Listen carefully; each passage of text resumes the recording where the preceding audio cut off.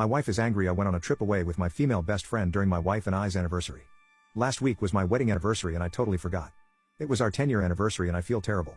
I really do, but I have a lot going on and I didn't even think that it was already October since the year has been going so fast. I was just focusing on the trip that I had planned with my girl best friend. My trip was 2 days long and the morning of my trip I went to kiss my wife goodbye but she already left. I didn't think much of it but my friend picked me up and I gifted her a pucali necklace as a thank you for picking me up. Unfortunately for me, my phone died somewhere along the line of the trip. When I finally charged my phone up I realized there were many missed calls from my mother and I called as soon as I saw them. My mother cussed me out asking me how I could be spending time with my ex, who is my girl best friend, instead of spending time with my wife. I tried explaining that even though she is my ex we're just friends now. However, a few minutes into listening to my mother I realized that I effed up. But I couldn't leave for home straight away because it was really late so I decided to leave early the next day. My ex tried initiating intimacy that night when I told her I had to leave. However, she had been drinking so I attributed to the alcohol and now how she really feels. I left the next day. As soon as I got home most of wife's things weren't there.